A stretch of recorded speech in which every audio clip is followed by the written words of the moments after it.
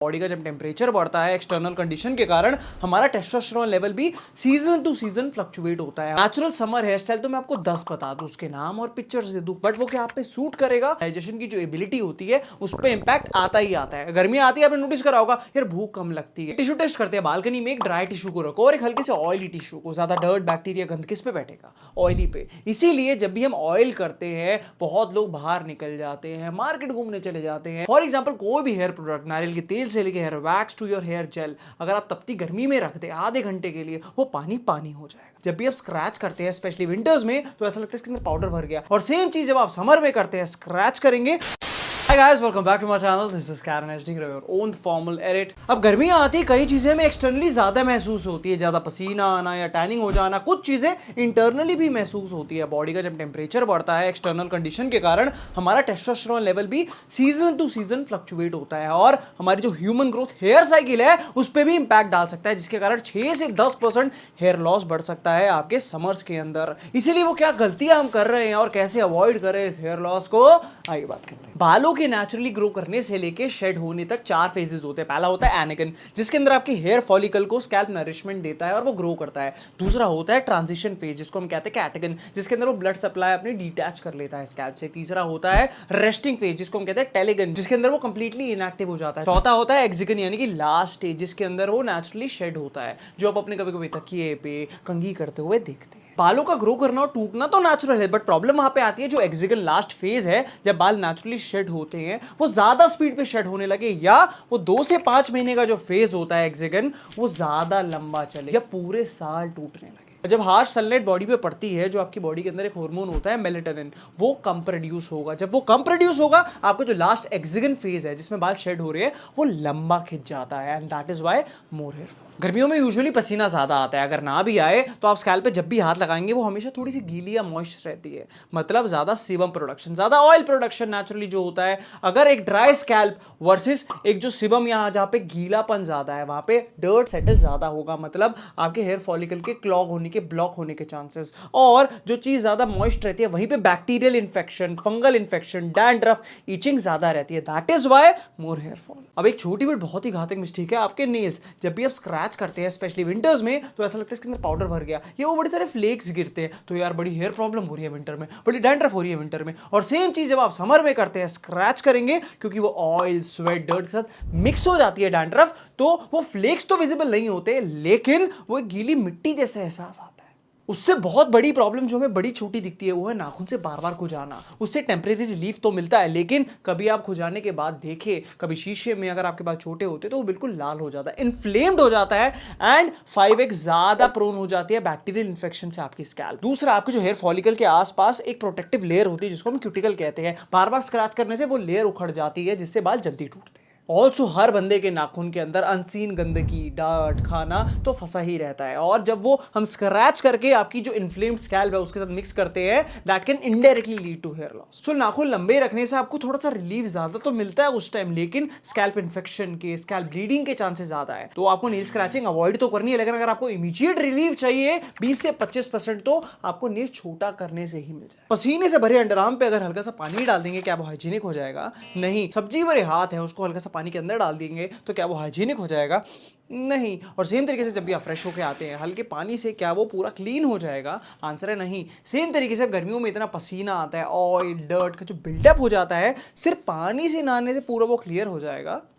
नहीं। उल्टा जो वेदर कंडीशन और पॉल्यूशन है, सिर्फ पानी डालने से वाटर वेट ही बढ़ेगा, जिससे नहाते हुए थोड़े से बाल टूटेंगे। और क्योंकि वो दिमाग में आपने मिथ डाल ली है कि 2 बार इससे ज्यादा शैम्पू नहीं करना चाहिए और सिर्फ पानी डाले जा रहे हैं, and still your scalp is very oily and itchy, that's the worst mistake. So अब हेयर केयर को हर बाल के हिसाब से कस्टमाइज करते हैं। सबसे पहले ये समझिए कि बालों को क्लीन करने के लिए जो प्रोडक्ट होते हैं उसको हार्शनेस लेवल पे सेट करते हैं। सबसे पहले आता है हार्श, सबसे anti dandruff shampoo, regular shampoo, mild shampoo, then hair cleanser. Rule number 2, सुबह जब भी आप नहाएंगे, अगर आपने वर्कआउट नहीं करा, सिर्फ बॉडी को साफ करें, एंड जब भी आपका वर्कआउट हो जाए और बहुत पसीना आता है उसी के बाद आपका हेयर वॉश हो। एंड अगर आप वर्कआउट नहीं भी करते तो स्कूल कॉलेज जब भी आप ट्रैवल करते हैं, पसीना सबसे ज्यादा आता है, उसके बाद हेयर वॉश। सो एक नॉर्मल शैम्पू डर्ट और एक्स्ट्रा ऑयल को ही क्लीन करता है। जो भी आपका लाल, फंगल इन्फेक्शन, खुजली, डैंड्रफ होता है, उस पर कितना भी लिख दो कि एंटी डैंड्रफ है वाला, वो एक हद तक ही रिमूव करेगा। लेकिन जो इफेक्टिव रहता है वो किसी भी केमिस्ट पे अगर हम जाए, एक मेडिकेटेड एंटी डैंड्रफ शैम्पू है, that will work 10 times better. So एक कंप्लीट हेयर केयर जो इफेक्टिव रहेगा समर्स के अंदर, उसके 4 पिलर होते हैं। पहला होता है शैम्पू या क्लेंजर। दूसरा, अगर इचिंग है, लाल है, बार बार ऐसे स्क्रैच करते हो, तो एक मेडिकेटेड एंटी डैंड्रफ शैम्पू जरूर रखना चाहिए।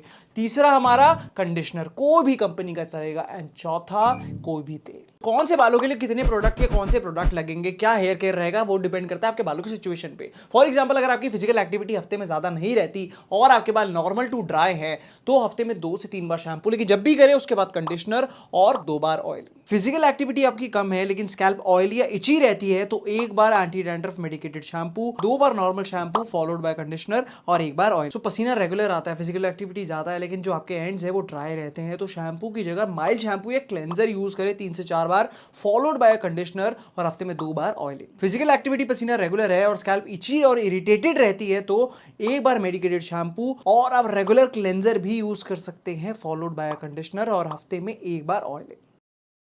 तो समर्स वर्सेस विंटर, जब भी आप बालों में प्रोडक्ट लगाते हैं बाल सेट करने के लिए, आपका समर्स में नोटिस करा होगा होल्ड जल्दी चला जाता है। एक तो आसपास ह्यूमिडिटी ज्यादा रहती है और दूसरा हॉट वेदर के कारण जो प्रोडक्ट है वो मेल्ट हो जाता है। फॉर एग्जांपल, कोई भी हेयर प्रोडक्ट, नारियल के तेल से लेकर hair wax to your hair gel, अगर आप तपती गर्मी में रख दे आधे घंटे के लिए, वो पानी पानी हो जाएगा। सो अब जब भी प्रोडक्ट लगाते हैं 50% आपके बालों में एब्जॉर्ब हो जाता है, 10 से 15% आपके बार बार हाथ लगाने से वहां यूज हो जाता है। जो रेस्ट बचता है वो सेटल हो जाता है आपकी स्कैल्प पे, which is what, a chemical residue, जो आपकी स्कैल्प को इरिटेट करेगा एंड ब्लॉक करेगा। तो गर्मियों में बाल सेट ना करेगा, रुको जरा, सबर करो। अगर थोड़ा सा ध्यान दे, 7 से 8 महीने इंडियन वेदर के हिसाब से गर्मियां ही रहती है। और जो भी आपको प्रोडक्ट यूज करना है, उसकी इंपॉर्टेंट चीज है वो लाइट वेट होना चाहिए।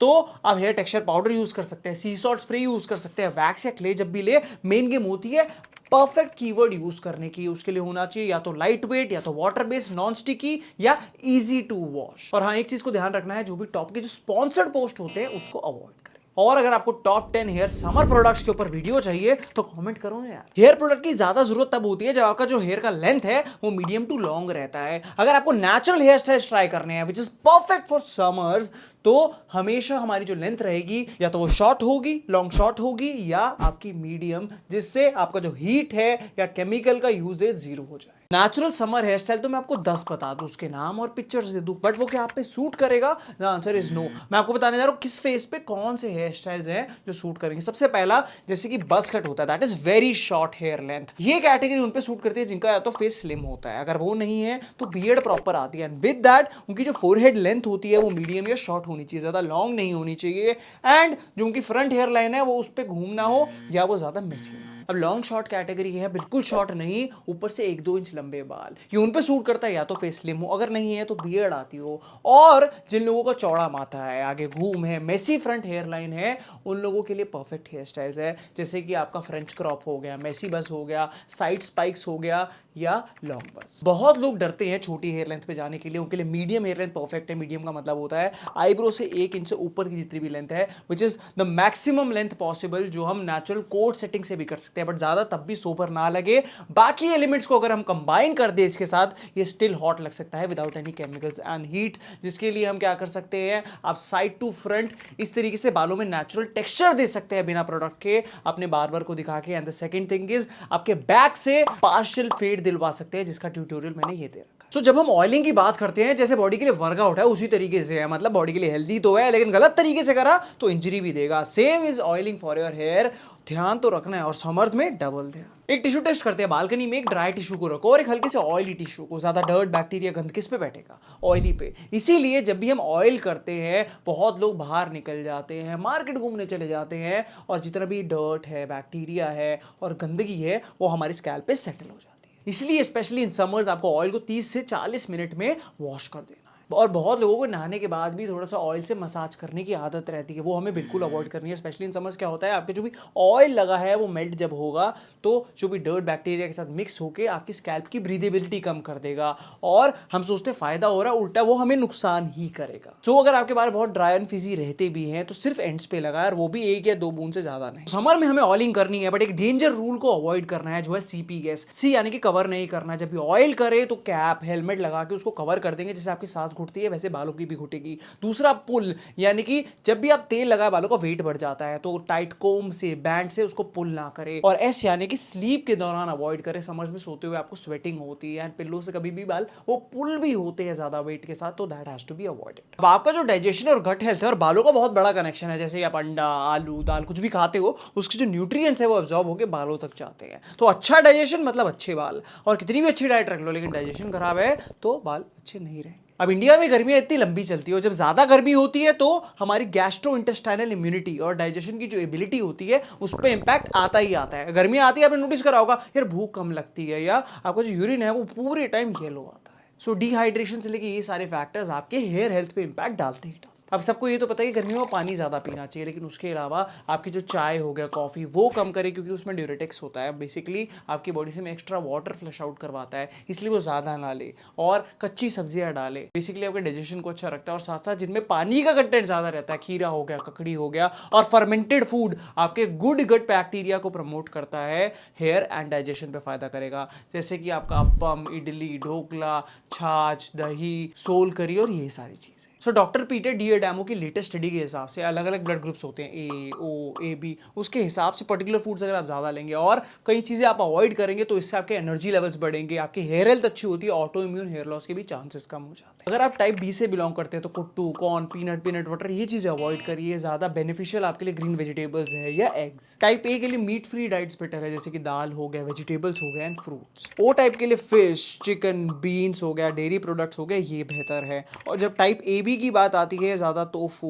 डेयरी प्रोडक्ट्स या लाइट नॉनवेज जैसे कि सी फूड्स आर बेटर। अगर आपको डिटेल वीडियो चाहिए on blood group and hair diet तो let me know in the comment section. तो बचपन में हमने बहुत सुना होगा कि भाई टेंशन मतलब बाल उड़ जाएंगे। इमोशनल स्ट्रेस के कारण जो हेयर लॉस होता है उसको टेलोजन एफ्लूवियम कहते हैं। थोड़ा सा भी ध्यान दे तो टीनेजर्स के पास उतना स्ट्रेस नहीं है जितना वो मिस इन्फॉर्मेशन या आसपास मिथ्स है, जिसके कारण वो ओवर थिंक करते हैं, विच किल्स देयर हेयर के। उसमें कई कॉमन केसेस है, जब आपके बाल गीले, आपने तेल लगा रखा होता है, वो थोड़े से पतले दिखते हैं as compared to dry hair. लोग उसको देख के बहुत टेंशन लेते हैं। भाई कोई भी चीज वर्ल्ड में अगर गीली करेंगे तो उसका पहला वेट बढ़ेगा और उसका सरफेस वॉल्यूम थोड़ा कम हो जाएगा। Same happens with your wet hair. बहुत बार बालों को अगर आप धूप में देखेंगे और ऊपर से ब्राइट लाइट पड़ रही होगी तो वो आपका जो बाल है और साथ में स्कैल्प का जो कॉन्ट्रास्ट है, स्कैल्प चमकने लगेगी। इस कारण कभी कभी लगता है यार मैं तो गंजा हो रहा हूं, but that is not the case. अब जीवन से मृत्यु तक बाल आपके यहां तक नहीं रहते। एक हेयर पैटर्न चलता है। सबसे पहले आपका वी फॉर्म होता है। जब प्यूबर्टी हिट होती है तो हल्का सा जब वी फॉर्म होता है लोग ओवर थिंक करते हैं मेरे तो बाल झड़ रहे हैं, but that's a normal pattern जो धीरे धीरे पीछे जाता है।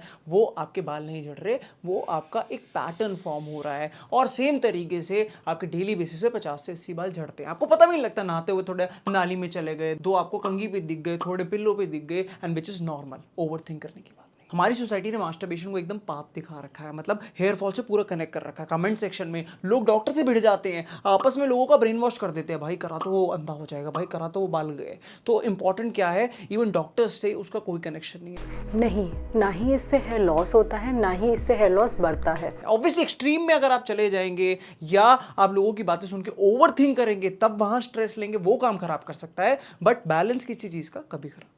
सो गाइस ये सब कुछ था, आप अपने बालों को हेल्दी एंड स्ट्रॉन्ग कैसे रख सकते हैं, और वो सारी अफवाहें। अगर आपको वीडियो में मजा आया तो लाइक, शेयर और कमेंट करना मत भूलना दोस्तों। अगर आप सब्सक्राइबर नहीं है तो प्लीज सब्सक्राइब करें।